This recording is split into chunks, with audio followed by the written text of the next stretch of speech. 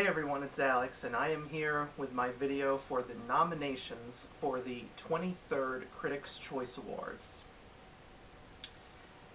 Now, the Critics' Choice Awards is an award show that honors the best in both television and film during the year. Only unlike the Golden Globes, which is run by the Hollywood Foreign Press Association, the Critics' Choice Awards are run by the Broadcast Film Critics Association and the Broadcast Television Journalists Association, a group of professional film and television critics who decide on the nominees and the winners. Now, last year, the Critics' Choice Awards was moved to December to start off the award season, but now it's moved back to January, and personally, I think it belongs back in January. That way it's right near all the other award shows. And the 23rd Critics' Choice Awards will be airing Thursday, January 11th at 8 p.m. Eastern Time on the CW. And as of right now, there is no host scheduled. For the last 2 years in a row, TJ Miller was the host, and frankly, I didn't like him at either time he hosted the show. Maybe they'll get a last-minute host for this one, I don't know, but given the fact that the Critics' Choice Awards is stacked, there's tons of nominations for both film and television. They're just going to want to get through the awards as quick as possible. And I'm going to try and do that too. So I'm going to go over the television nominations first and the film nominations second. And since there's a lot of them, I'm going to try and get through them as fast as possible. I'm not going to comment on what I like and don't like until I get through all of these, and then I will go back and talk about what I like, what I don't like, and what I feel got snubbed. So let's get started with the nominations for the 23rd Critics' Choice Awards, beginning with television categories. Best Supporting Actor in a Comedy Series: Tituss Burgess, Unbreakable Kimmy Schmidt; Walton Goggins, Vice Principals; Sean Hayes, Will and Grace; Marc Maron, Glow; Kumail Nanjiani, Silicon Valley; Ed O'Neill, Modern Family. Best Supporting Actress in a Comedy Series: Mayim Bialik, The Big Bang Theory; Alex Borstein, The Marvelous Mrs. Maisel; Betty Gilpin, Glow; Jennifer Lewis, Blackish; Alessandra Mastronardi, Master of None; Rita Moreno, One Day at a Time. Best Actor in a Comedy Series: Anthony Anderson, Blackish; Aziz Ansari, Master of None; Hank Azaria, Brockmire; Ted Danson, The Good Place; Thomas Middleditch, Silicon Valley; Randall Park, Fresh Off the Boat.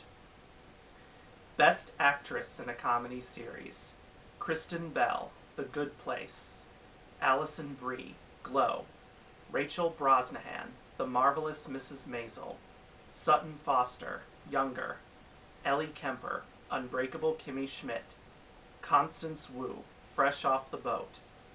Best Comedy Series: The Big Bang Theory, Blackish, Glow, The Marvelous Mrs. Maisel, Modern Family, Patriot. Best Animated Series: Archer, Bob's Burgers, BoJack Horseman, Danger and Eggs, Rick and Morty, The Simpsons. Best Structured Reality Series: The Carbonaro Effect, Fixer Upper, The Prophet, Shark Tank, Undercover Boss, Who Do You Think You Are? Best Unstructured Reality Series: Born This Way, Ice Road Truckers, Intervention, Live PD, Ride with Norman Reedus, Teen Mom. Best Reality Competition Series: America's Got Talent, Chopped, Dancing with the Stars, Project Runway, RuPaul's Drag Race, The Voice. Best Reality Show Host: Ted Allen, Chopped, Tyra Banks, America's Got Talent, Tom Bergeron, Dancing with the Stars, RuPaul Charles, RuPaul's Drag Race, Kat Deely, So You Think You Can Dance, Joanna Gaines and Chip Gaines, Fixer Upper. Best Talk Show: The Ellen DeGeneres Show, Harry, Jimmy Kimmel Live, The Late Late Show with James Corden, The Tonight Show starring Jimmy Fallon, Watch What Happens Live with Andy Cohen. Best Supporting Actor in a TV Movie or Limited Series, Johnny Flynn, Genius, Benito Martinez, American Crime, Alfred Molina, Feud, Betty and Joan, Alexander Skarsgård, Big Little Lies, David Thewlis, Fargo, Stanley Tucci, Feud, Betty and Joan. Best Supporting Actress in a TV Movie or Limited Series, Judy Davis, Feud, Betty and Joan, Laura Dern, Big Little Lies, Jackie Hoffman, Feud, Betty and Joan, Regina King, American Crime, Michelle Pfeiffer, The Wizard of Lies, Mary Elizabeth Winstead, Fargo. Best Actor in a TV Movie or Limited Series, Jeff Daniels, Godless, Robert De Niro, The Wizard of Lies, Ewan McGregor, Fargo, Jack O'Connell, Godless, Evan Peters, American Horror Story Cult, Bill Pullman, The Sinner, Jimmy Tatro, American Vandal. Best Actress in a TV Movie or Limited Series, Jessica Biel, The Sinner, Alana Bowden, I Am Elizabeth Smart, Carrie Coon, Fargo, Nicole Kidman, Big Little Lies, Jessica Lange, Feud, Betty and Joan, Reese Witherspoon, Big Little Lies. Best Limited Series, American Vandal, Big Little Lies, Fargo, Feud, Betty and Joan, Godless, The Long Road Home. Best TV Movie, Flint, I Am Elizabeth Smart, The Immortal Life of Henrietta Lacks, Sherlock the Lying Detective, The Wizard of Lies. Best Supporting Actor in a Drama Series, Bobby Cannavale, Mr. Robot, Asia Kate Dillon, Billions, Peter Dinklage, Game of Thrones, David Harbour, Stranger Things, Delroy Lindo, The Good Fight, Michael McKean, Better Call Saul. Best Supporting Actress in a Drama Series, Gillian Anderson, American Gods, Emilia Clarke, Game of Thrones, Ann Dowd, The Handmaid's Tale, Cush Jumbo, The Good Fight, Margot Martindale, Sneaky Pete, Chrissy Metz, This Is Us. Best Actor in a Drama Series, Sterling K. Brown, This Is Us, Paul Giamatti, Billions, Freddie Highmore, Bates Motel, Ian McShane, American Gods, Bob Odenkirk, Better Call Saul, Liev Schreiber, Ray Donovan. Best Actress in a Drama Series, Katrina Balfe, Outlander, Christine Baranski, The Good Fight, Claire Foy, The Crown, Tatiana Maslany, Orphan Black, Elizabeth Moss, The Handmaid's Tale, Robin Wright, House of Cards. Best Drama Series, American Gods, The Crown, Game of Thrones, The Handmaid's Tale, Stranger Things, This Is Us. Now onto the film nominations. And before I get started on the film nominations, some of the categories will list the people involved with the film, and some of them will not. So if you ever wonder why there's a disparity of me announcing names sometimes and me not announcing names other times, that's the reason why.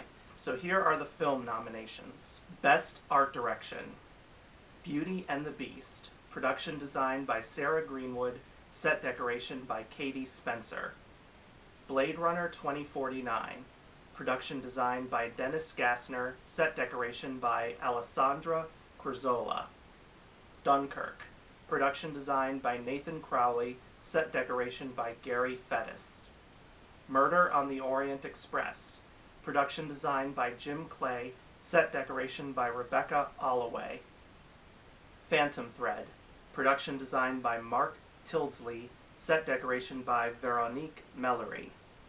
The Shape of Water, production design by Paul Denham Osterberry, set decoration by Shane Vio and Jeff Melvin. Best Cinematography: Roger Deakins, Blade Runner 2049, Sayombu Muktipram, Call Me By Your Name, Hoyt van Hoytema, Dunkirk, Rachel Morrison, Mudbound, Dan Lausson, The Shape of Water.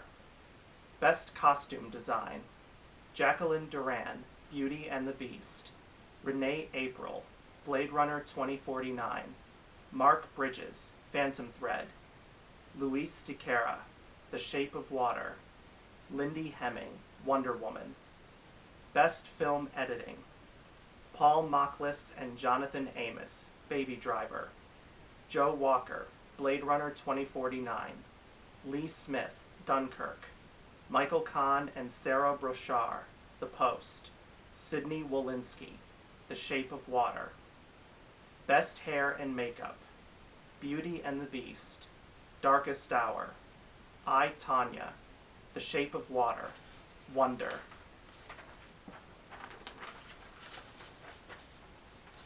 Best Original Score: Benjamin Wallfisch and Hans Zimmer, Blade Runner 2049, Dario Marianelli, Darkest Hour, Hans Zimmer, Dunkirk, Johnny Greenwood, Phantom Thread, John Williams, The Post, Alexander Desplat, The Shape of Water. Best Original Song: Evermore from Beauty and the Beast, Mystery of Love from Call Me By Your Name, Remember Me from Coco, Stand Up for Something from Marshall, This Is Me from The Greatest Showman.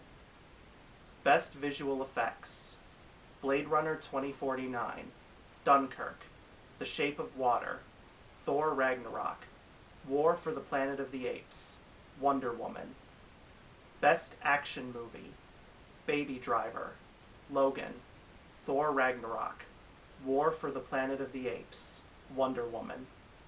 Best Animated Feature: The Breadwinner, Coco, Despicable Me 3, The Lego Batman Movie, Loving Vincent. Best Comedy Movie: The Big Sick, The Disaster Artist, Girls Trip, I, Tonya, Lady Bird. Best Actor in a Comedy Movie: Steve Carell, Battle of the Sexes, James Franco, The Disaster Artist, Chris Hemsworth, Thor Ragnarok, Kumail Nanjiani, The Big Sick, Adam Sandler, The Meyerowitz Stories, New and Selected. Best Actress in a Comedy Movie: Tiffany Haddish, Girls Trip, Zoe Kazan, The Big Sick, Margot Robbie, I, Tonya, Saoirse Ronan, Lady Bird, Emma Stone, Battle of the Sexes. Best Foreign Language Film: BPM, Beats Per Minute, France, A Fantastic Woman, Chile, First They Killed My Father, Cambodia, In the Fade, Germany, The Square, Sweden, Thelma, Norway. Best Sci-Fi or Horror Movie: Blade Runner 2049, Get Out, It, The Shape of Water. Best Original Screenplay: Emily V. Gordon and Kumail Nanjiani, The Big Sick, Jordan Peele, Get Out, Greta Gerwig, Lady Bird, Liz Hanna and Josh Singer, The Post, Guillermo del Toro and Vanessa Taylor, The Shape of Water, Martin McDonagh, 3 Billboards Outside Ebbing, Missouri. Best Adapted Screenplay: James Ivory, Call Me By Your Name, based on the novel by Andre Aciman. Scott Neustadter and Michael H. Weber, The Disaster Artist, based on the book by Greg Sestero and Tom Bissell. Aaron Sorkin, Molly's Game, based on the book by Molly Bloom. Dee Rees and Virgil Williams, Mudbound, based on the novel by Hilary Jordan. Jack Thorne, Steve Conrad, and Stephen Chbosky, Wonder, based on the novel by R.J. Palacio. Best Young Actor or Actress: McKenna Grace, Gifted, Daphne Keane, Logan, Brooklyn Prince, The Florida Project, Millicent Simmons, Wonderstruck. Jacob Tremblay, Wonder. Best Supporting Actor: Willem Dafoe, The Florida Project. Armie Hammer, Call Me by Your Name. Richard Jenkins, The Shape of Water. Sam Rockwell, 3 Billboards Outside Ebbing, Missouri. Patrick Stewart, Logan. Michael Stuhlbarg, Call Me by Your Name. Best Supporting Actress: Mary J. Blige, Mudbound. Hong Chow, Downsizing. Tiffany Haddish, Girls Trip. Holly Hunter, The Big Sick. Allison Janney, I, Tonya. Laurie Metcalf, Lady Bird. Octavia Spencer, The Shape of Water. Best Actor: Timothée Chalamet, Call Me by Your Name. Daniel Day-Lewis, Phantom Thread. James Franco, The Disaster Artist. Jake Gyllenhaal, Stronger. Tom Hanks, The Post. Daniel Kaluuya, Get Out. Gary Oldman, Darkest Hour.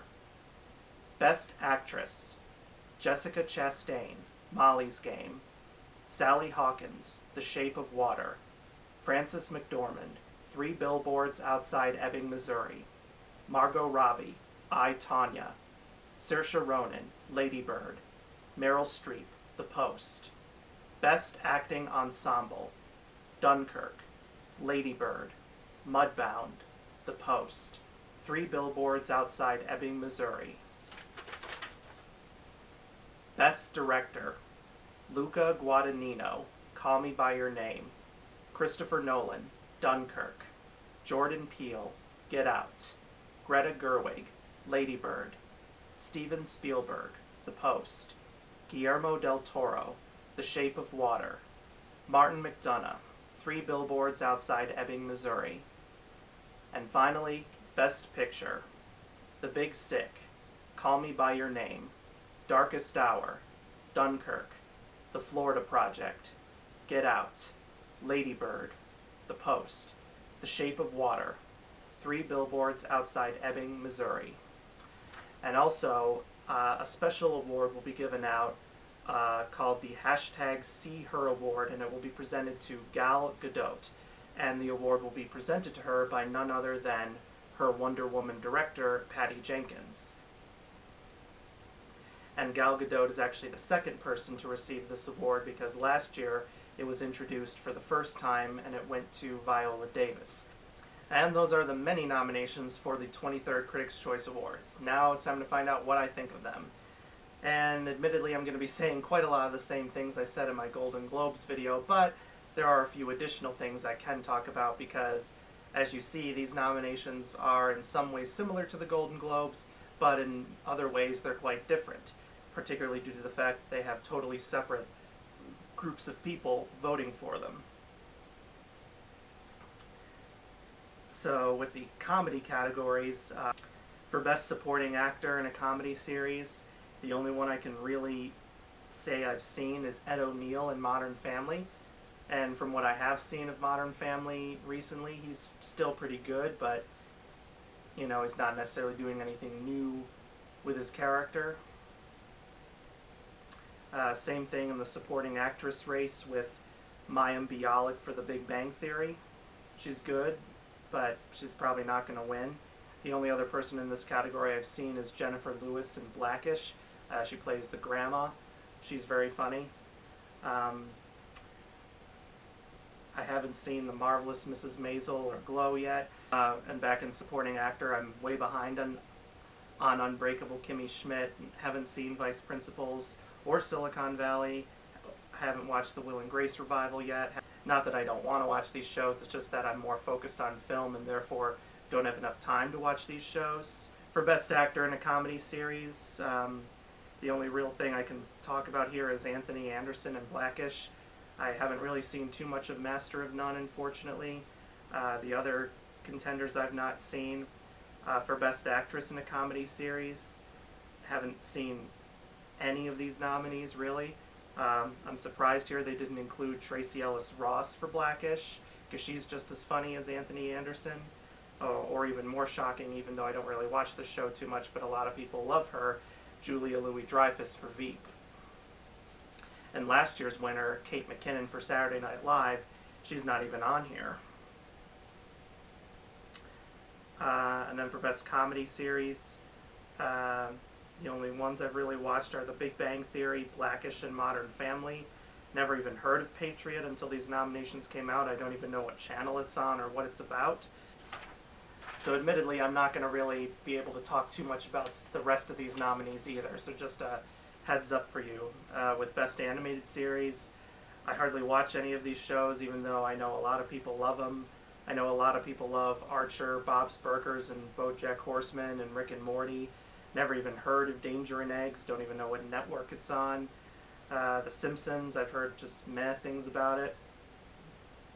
For Best Structured Reality Series, I have seen Shark Tank a few times. I've seen like maybe 1 or 2 episodes of Undercover Boss. Haven't really watched the other ones. For Best Unstructured Reality Series, I've heard of Born This Way and Intervention. I'm certainly aware of Teen Mom because that show was very popular when I was in high school and college, but I honestly didn't think it was still going on. I'm assuming that there's probably a whole different group of teen moms in this incarnation rather than the ones that were around, like Amber Portwood and I can't remember the other people's names. You know, they were often frequently getting into trouble.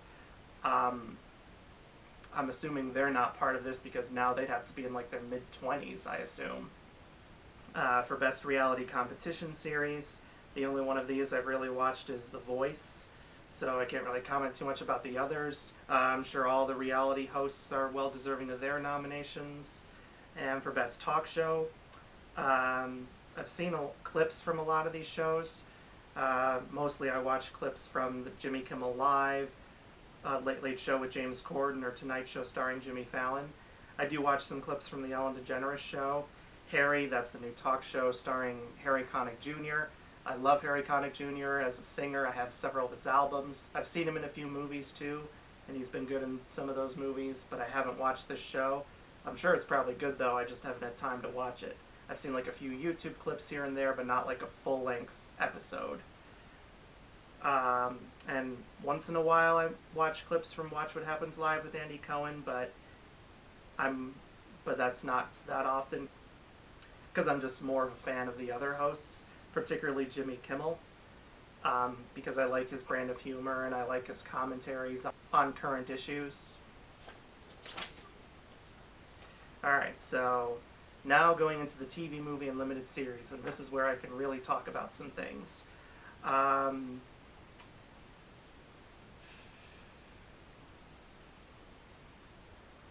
here's where I get a chance to kind of make up for what I failed to talk about in my Golden Globes video. I noted in my Golden Globes video that I didn't really talk too much about Big Little Lies and Feud, Betty and Joan. I made mention of how I liked the nominations for them, but I didn't really talk about why I liked those nominations or those series as a whole. So for Best Supporting Actor in a TV, movie, or limited series, admittedly the only ones I've seen here are Alfred Molina and Stanley Tucci from Feud, Betty and Joan, and Alexander Skarsgård from Big Little Lies. All 3 of these men were fantastic. Alfred Molina played director Robert Aldrich, who directed Bette Davis and Joan Crawford in the film Whatever Happened to Baby Jane. Stanley Tucci played Jack Warner, the head of Warner Brothers Studios. They were both fantastic. I kind of personally liked Alfred Molina more because he had a much stronger presence and his character was given more development, was more complex.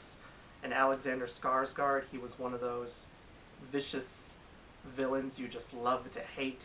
He played this very abusive husband to Nicole Kidman, and you just felt no sympathy for him whatsoever. And of course, Alexander Skarsgård comes from a big acting family. His father is Stellan Skarsgård, who's been in many, many movies. One of his brothers is Bill Skarsgård, who just recently played Pennywise in the new version of It.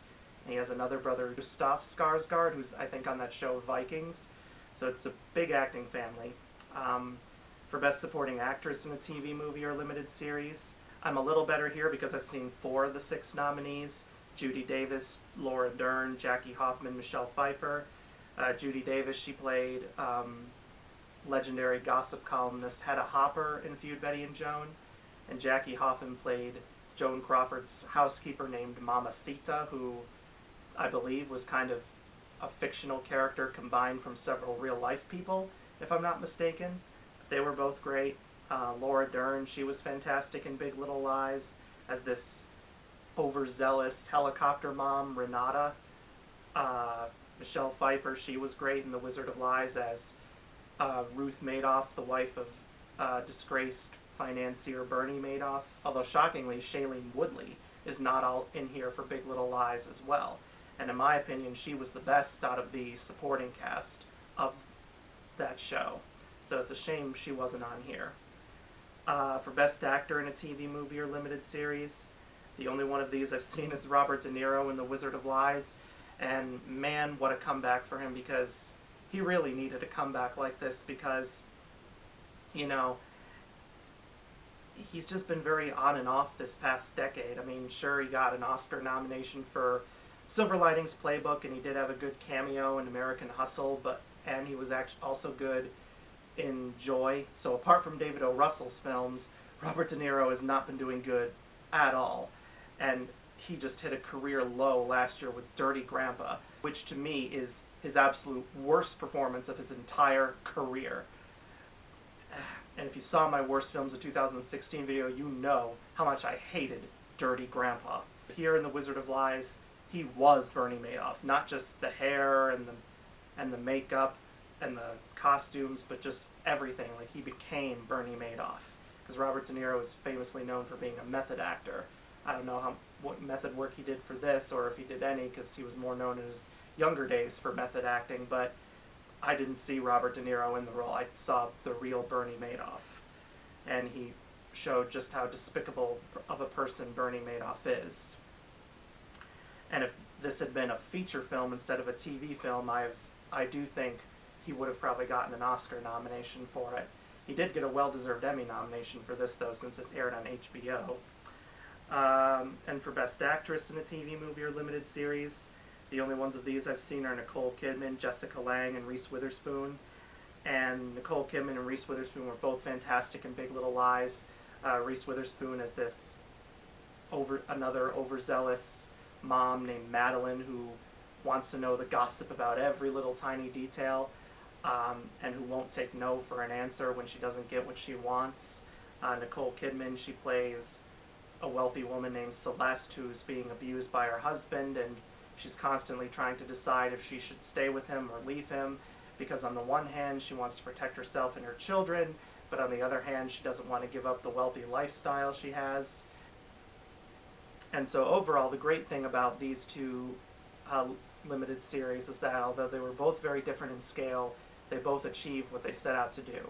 Feud, Betty and Joan was meant to showcase the both genuine and manufactured rivalry between Bette Davis and Joan Crawford, because while they weren't always the biggest admirers of each other, it was also the Hollywood system that really helped kickstart their feud into high gear, and it shows how the ramifications affected both of them personally and professionally. And both Jessica Lange and Susan Sarandon were fantastic as Joan Crawford and Bette Davis respectively. And also, I forgot to mention, I'm shocked Susan Sarandon wasn't nominated here for Best Actress when she was nominated at the Emmys, the Golden Globes, and in my next video, the Screen Actors Guild Awards, because she was personally my favorite of the two. But what can you do? But anyway, it not only shows the making of their film, Whatever Happened to Baby Jane, but also what happened to their careers afterward, and it takes a look at all the people in their life, from director Robert Aldrich to studio head Jack Warner, to other actors like Victor Buono, to their family members, particularly Bette Davis's daughter, Beatty Hyman, and Joan Crawford's daughters. The daughter that wrote the infamous book Mommy Dearest, she doesn't appear in the series, but her other daughters do, although they're not given as much attention as Bette Davis's daughter.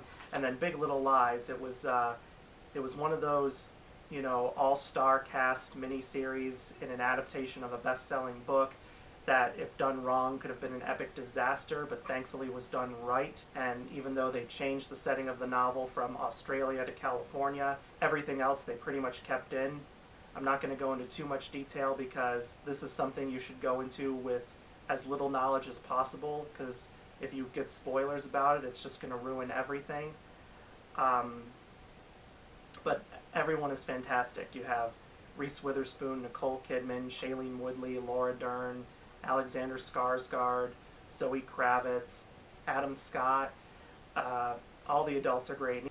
And even the child actors who play all the main characters, kids, are great too. I can't remember all their names. But the standout is definitely Ian Armitage, who plays Shailene Woodley's son. He is best known now for playing young Sheldon Cooper on Young Sheldon, which is of course a prequel / spin-off of The Big Bang Theory. So yeah, and none of the other nominees for Best Limited Series I've seen, and for Best TV Movie, the only one I've seen is The Wizard of Lies. But I haven't seen any of Sherlock. Flint I've heard about. I know that stars Queen Latifah, and it's about the water crisis in Flint, Michigan. Haven't had a chance to see it. I Am Elizabeth Smart. Obviously that's about the Elizabeth Smart kidnapping, and I actually remember when that happened. I was in middle school when that made national news. The Immortal Life of Henrietta Lacks, that of course has Oprah Winfrey in it.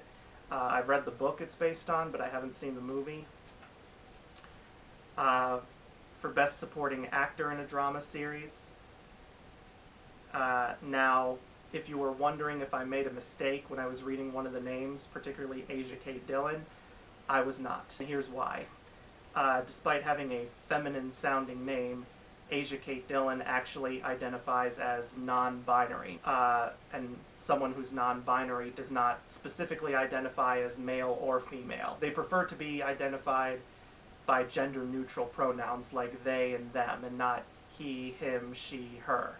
And Asia Kate Dillon actually specifically requested, since they don't want to be associated with being specifically male or female, and the term actor can be gender-neutral, they requested for all award shows to specifically compete as a supporting actor, since the term actor is technically gender-neutral.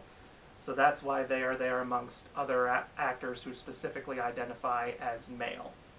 So I just wanted to clear that out before someone was tempted to type in the comment section, did I make a mistake in reading one of the names? No, I did not. But for all these actors, the only one I've seen really is David Harbour in Stranger Things, and not the current season. I haven't seen the current season yet. I will eventually. Hopefully I won't wait as long as I did the first time. He was great in the first season, though. For Best Supporting Actress in a Drama Series, very glad they have Ann Dowd in here for The Handmaid's Tale. Kind of like Alexander Skarsgård in Big Little Lies, she's just this mean, vicious, evil person you just love to hate, although she's way, way, way worse. Like, picture this. If you thought Dolores Umbridge from the Harry Potter series was bad, Ann Dowd's character Aunt Lydia from The Handmaid's Tale makes Dolores Umbridge look like Mother Teresa. That's how evil she is. And Ann Dowd, of course, surprisingly won an Emmy back in the fall. Not many people were expecting her to win. She wasn't expecting to win. You should have seen the look of shock on her face. But, you know, in context, it certainly seems very well deserved. The only other one I've seen, really, is Chrissy Metz from This Is Us. Not all the episodes so far. I haven't really had time to watch all of them, but from clips and stuff that I have seen, she's really good. Now for Best Actor in a Drama Series, Freddie Highmore is an interesting case, because over at the Golden Globes he was nominated for The Good Doctor, but here he's nominated for Bates Motel, because Bates Motel aired its last season earlier in the spring while Good Doctor premiered this fall. So I don't know how many other times this has happened before, but this is one of the few times I can remember where someone was nominated for 2 different TV programs in the same year at different award ceremonies. The only one I've really seen is Sterling K. Brown in This Is Us. He's fantastic. For Best Actress in a Drama Series, I loved Claire Foy in the first season of The Crown. Haven't seen the second season yet. Elizabeth Moss, fantastic in The Handmaid's Tale. Well-deserved win at the Emmys. I hope she wins here too, and at the Golden Globes and the Screen Actors Guild Awards, and I'll talk about that in my next video. But other than that, I haven't seen the rest of these nominees. For Best Drama Series, The Handmaid's Tale and This Is Us are the only new things I've seen. I haven't seen American Gods at all. I haven't seen Game of Thrones' newest season. And like I said before, I have yet to see The Crown and Stranger Things in their new seasons. So those are the television nominations. Now onto the film side. Now, some of these films I still have not seen because they either just opened in my area and I'm going to be seeing them in the next few days before New Year's comes around, or they're not going to be coming to my area until January. And some of the films that won't be coming to my area until January include Call Me By Your Name, The Post, I, Tonya, Molly's Game, and Phantom Thread. As a result, I'm not going to be commenting on those films. But I like a lot of these nominations in most of these categories. For Best Art Direction, Beauty and the Beast, fantastic. And some might wonder, isn't a lot of that green screen effect? No, it actually isn't. If you go look up behind the scenes videos on YouTube, while yes, green screen is used in some areas, quite a lot of the sets they have in the film were real sets, and you can see that in the behind the scenes videos, especially in the Beast's castle. Quite a lot of those sets were indeed real, and they look absolutely gorgeous.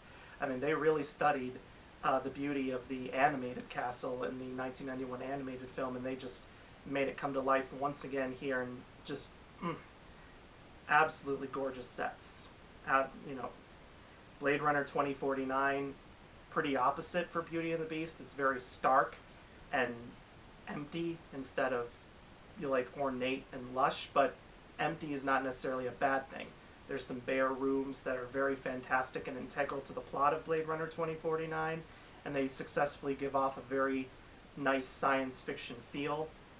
Dunkirk, admittedly most of the sets on there are like real beaches and real ships, so not a lot of like construction work had to be made to create an artificial setting and make it look real, but what they did use, it looked fantastic. Murder on the Orient Express, I know people had mixed reactions to that movie, but you can't deny that those train sets did look fantastic. The only one I can think of here that could have been nominated here, and sadly was not nominated anywhere, which is a damn shame, is The Lost City of Z. That to me is one of the best films of the year, and that should be as much of an awards contender as all these other films, but sadly it's been overlooked. For Best Cinematography, Blade Runner 2049, very good. Dunkirk, hell yes, that's my pick to win here and at the Oscars. Fantastic cinematography there. I love the color palette. I love the close-up shots in the actors' faces. I love the aerial sequences. I just can't sing the praises of Dunkirk's cinematography enough. You know, Roger Deakins, his is fantastic in Blade Runner 2049, especially with the contrast between light and dark that he uses. But Dunkirk was just something truly special. Mudbound I have not yet seen. It's on Netflix and I will be watching that. Shape of Water, I'm seeing that in theaters soon. That's probably going to be my last film of the year. Close it out on a high note. Best Costume Design, Beauty and the Beast, absolutely. Blade Runner 2049, good but not necessarily great. I mean, good costumes but not like awards worthy in my opinion. Phantom Thread, from what I've seen in the trailer, yes. Shape of Water, alright, I guess, from what I've seen in the trailer. Wonder Woman, interesting choice. Haven't seen it, so I can't really comment. Murder on the Orient Express, I think, would have been nice to see here. Same thing with Lost City of Z. What else? Oh, The Post, even though I haven't seen that yet. They have to create a lot of 70s era costumes for that movie, and it would have been nice to see that there.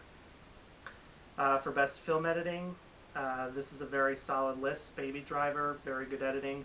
Blade Runner 2049, very good editing. Dunkirk, excellent editing. The other two can't comment yet. But Three Billboards Outside Ebbing, Missouri also had some good editing. Get Out had good editing. Wonder had good editing. Lost City of Z had good editing. There's certainly no shortage of other films that could have been included here, just simply not enough room.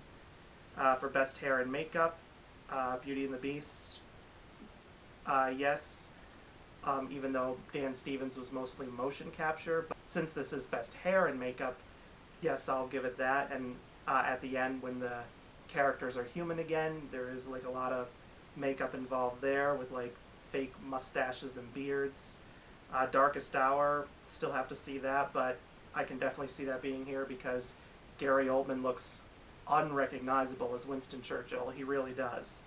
I, Tanya, from what I've seen the trailer, they have to give Margot Robbie that 80s hairstyle, and I noticed they put a lot of old age makeup on Allison Janney, and it looks good in the trailer, but I have to wait to see the movie for the full effect. Shape of Water, can't comment yet. Wonder, absolutely, that deserves to be in here. That's the movie where Jacob Tremblay plays a kid with a rare facial condition called Treacher-Collins syndrome, and so he had to wear prosthetic makeup. That, although shockingly, I'm surprised it is not on here at all, because Bill Skarsgård was completely unrecognizable as Pennywise. If you look at photos of him without makeup on and you see him as Pennywise, you're like, whoa. I mean, and this is a much better makeup job than they did in the 1990 miniseries with Tim Curry, let me tell you. And it's even better of a makeup job than Suicide Squad, which, like it, uses a lot of face paint makeup, particularly with Jared Leto and Margot Robbie as the Joker and Harley Quinn, and that even won the Oscar undeservedly over Star Trek Beyond. But it managed to take the face paint makeup concept and do it a lot better. And it, overall, is a lot better of a movie than Suicide Squad, let me tell you.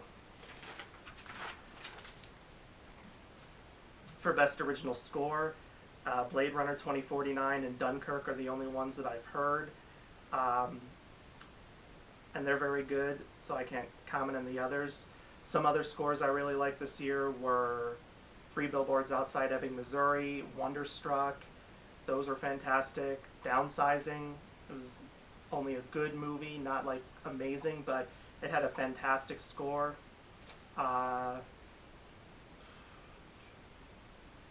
Star Wars The Last Jedi, that's now my favorite score of the year. If you've noticed, Star Wars The Last Jedi does not appear on any of these categories, probably because the nominations for these were being decided before critics even had a chance to see the movie. And of course, controversially, a few years ago, after The Force Awakens came out, they added a Best Picture nomination on for it, which drew some controversy because there were some people who were thinking, can you really do that? They haven't done it for The Last Jedi, which is probably the reason why.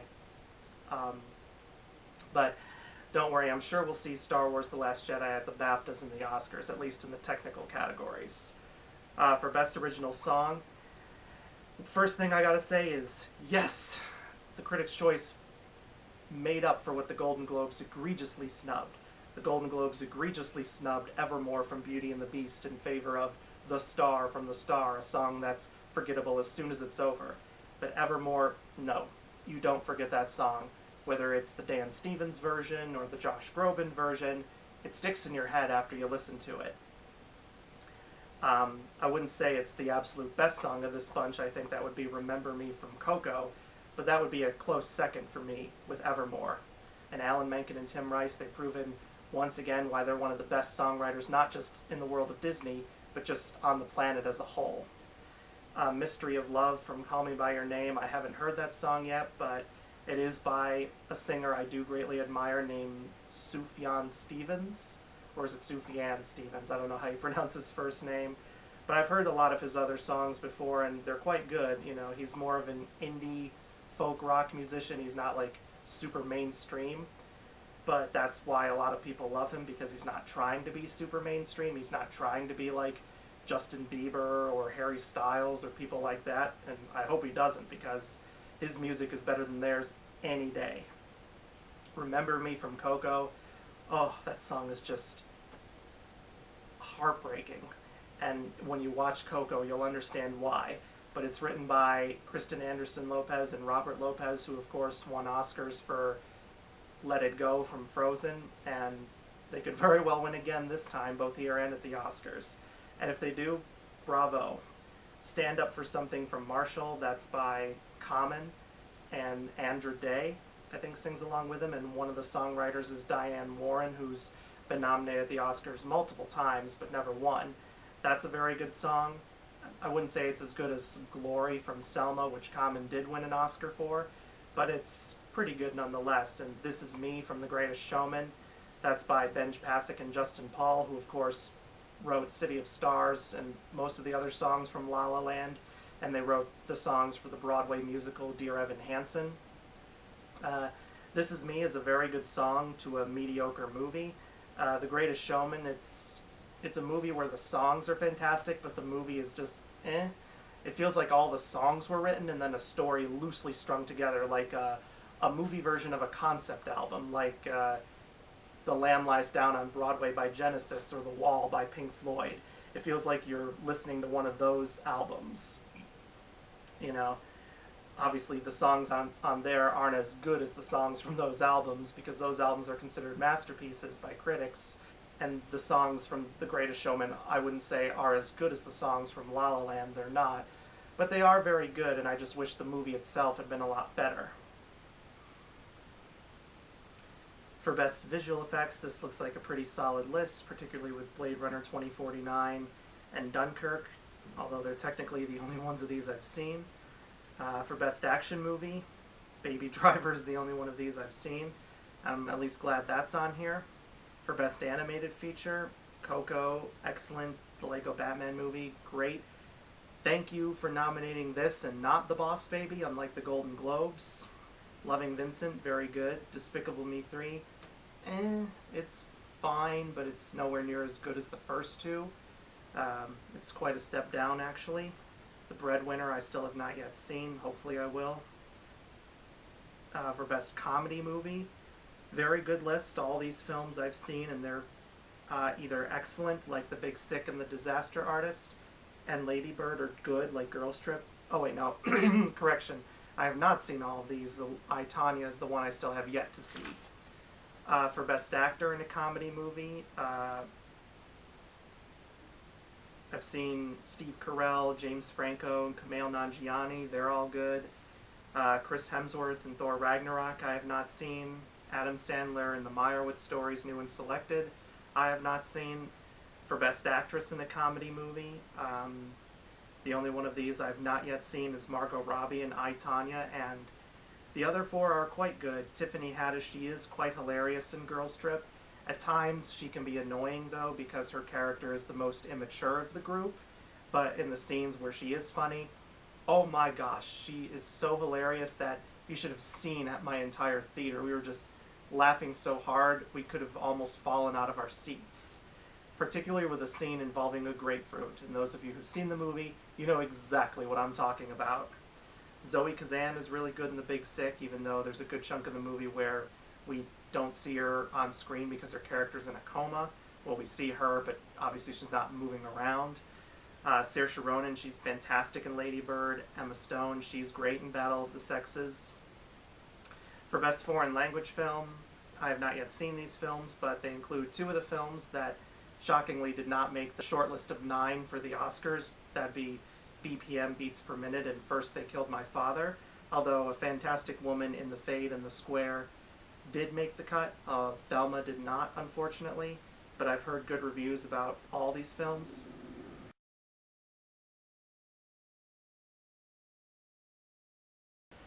For Best Sci-Fi or Horror Movie, these all look like fantastic submissions. I'm just surprised they don't have a 5th nominee here. One that I think would have worked well in here would have been It Comes at Night. I know that movie is very controversial because it's a slow-paced horror movie and we don't really get to see what the terror that is stalking the family in that movie looks like, but critics really liked it and I myself really liked it. For Best Original Screenplay, very solid list. The Big Sick finally getting some screenplay love here, unlike at the Golden Globes. Get Out, which shockingly was not nominated at the Golden Globes, late, but very well deserved here. Lady Bird, great. 3 Billboards Outside Ebbing, Missouri, great. The Post and The Shape of Water, still haven't seen. For Best Adapted Screenplay, I know a lot of people will be happy about Call Me By Your Name being on here, because that was shockingly snubbed at the Golden Globes. People assumed that would win. The Disaster Artist, great. Molly's Game and Mudbound, can't say anything yet. Wonder, I really like that choice here, because Wonder, that's a film that It looked really good from the trailer, and I had read the book it was based on, but I was just blown away at just how great it actually was. Movies centered around kids don't always have the best writing, but this film has fantastic writing, and the dialogue said by all the characters, especially the kids, actually feels real and relatable. It doesn't feel hokey or fake or the normal feeling you usually get in movies and TV shows centered around kids. And Stephen Chbosky, I think he's one of the big reasons why this film's screenplay is so great, because he wrote the book and the screenplay and directed the film version of The Perks of Being a Wallflower, and he also wrote the screenplay for the live-action remake of Beauty and the Beast.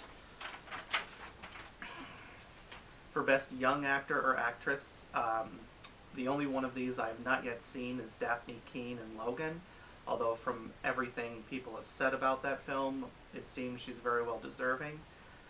McKenna Grace, she's good and gifted, but I wouldn't say she's worthy of being nominated here. Admittedly, her performance is definitely better than what you would typically see from a child actor, but Gifted itself as a film, it's okay, but it's one of those films that feels like it only got released in theaters simply because it had Chris Evans and Octavia Spencer in it. If they hadn't been in this movie, it probably would have just gone straight to the Hallmark or the Lifetime channel. And McKenna Grace, her character is a child prodigy who often uses her intelligence to belittle people. She often gets into fights at school, and she's not necessarily very well developed as a character. And I'm not blaming that on her, not at all, because, you know, with child actors, they can only do what the writers and directors tell them to do, because they have no control over how the character is being portrayed. I'm not necessarily going to blame her for Gifted's problems, but I do think there were other child performances that were more worthy of being nominated here. Namely, Oakes Fegley from Wonderstruck. His co-star Millicent Simmons was nominated, and she absolutely is deserving of this nomination, because even though she doesn't speak a single word, partly because her character in the movie and Millicent Simmons in real life is deaf, but she absolutely holds your attention with every scene she's in. But Oakes Fegley, he's the other main child star in Wonderstruck, and his performance is just as great as Millicent Simmons, and a good chunk of the movie is reliant on him and his performance. And if it had not worked, then it would have been a complete disaster. And Oakes Fegley is fantastic in every scene he's in.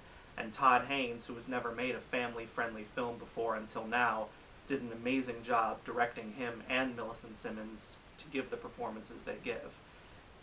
And speaking of Hugo, which I mentioned earlier, Wonderstruck is actually based on a book by the same author of who wrote the book, The Invention of Hugo Cabret, which Hugo was made a movie out of, Brian Selznick, and he also wrote the screenplay for Wonderstruck. Another person who could have been nominated here, and he's just barely under the cutoff age for this category, is Finn Whitehead for Dunkirk. He was absolutely fantastic, and I believe this was his film debut. I believe he's like 20 years old, and 21 is the cutoff age for this category. But all the other nominees on here are very well deserving. Brooklyn Prince in The Florida Project, she's fantastic in the movie. Admittedly, there are several points in the movie where her character is just a downright brat. I don't like to necessarily call kids that, but that's what her character is at times.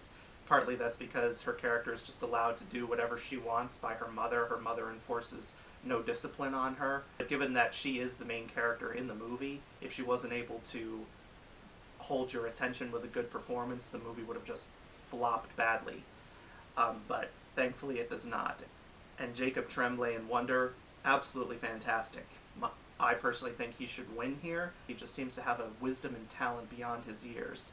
And the character he plays in Wonder, a very talented child actor would have needed to pull that off. You know, if you had had anything less, the movie would not have worked at all.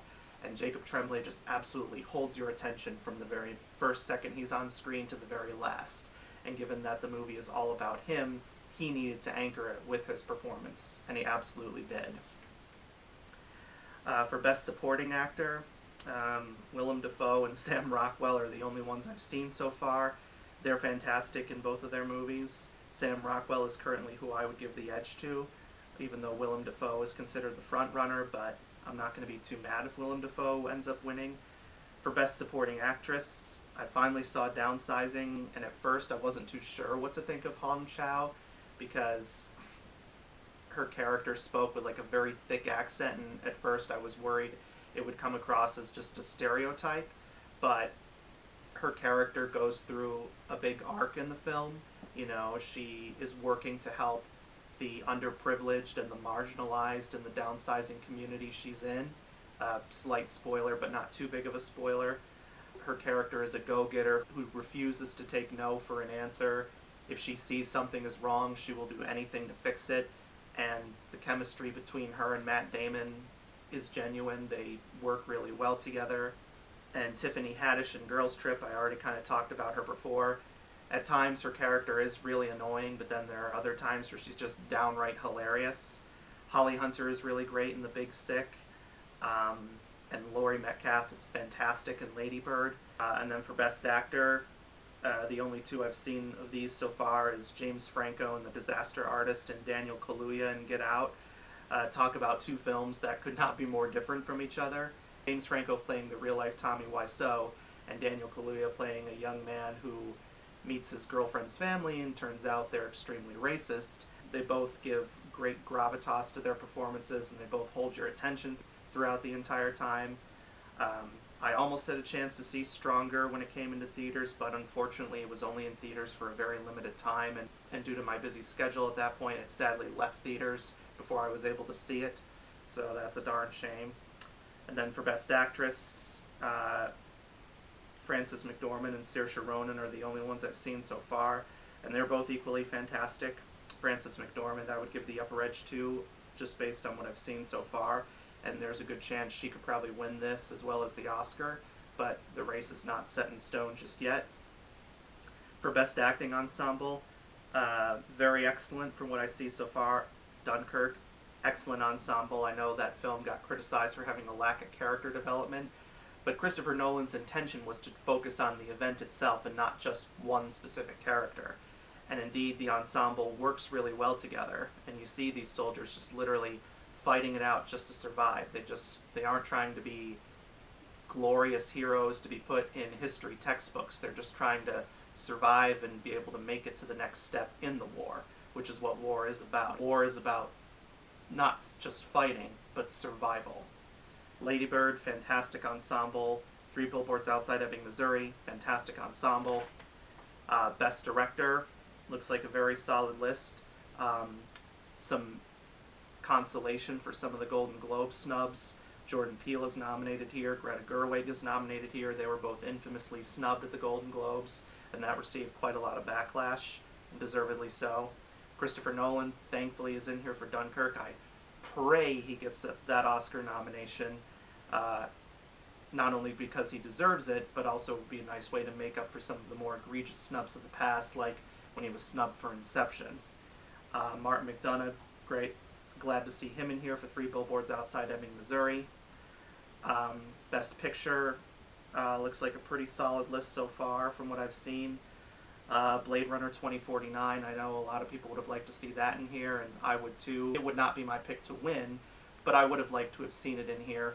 The Lost City of Z, I mentioned that before. That film should have been nominated for everything. Best Picture, Best Director, Best Adapted Screenplay, Best Actor for Charlie Hunnam, Best Supporting Actor for Tom Holland, Best Supporting Actress for Sienna Miller, Best Cinematography, Best Costume Design, Best Editing, everything. That's just one of the more underappreciated films of the year. It's a shame Detroit couldn't get nominations for people like Catherine Bigelow for Best Director, Algie Smith, I believe that's his name, for Best Actor, Will Poulter for Best Supporting Actor, Best Film Editing, Best Cinematography.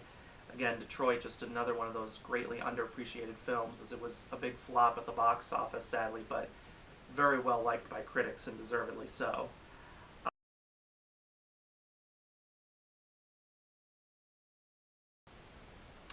That's all I can really think of at this moment, because, like I said before, a lot of these films have not been released in my area yet. But by the time the Oscar nominations come around, I should be able to talk more in depth about these films in all the various categories.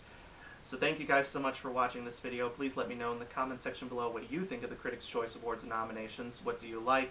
What do you think got snubbed? And please subscribe to my channel if you've not yet already done so you can get my newest videos as soon as they're uploaded. And I will see you guys next time. Bye!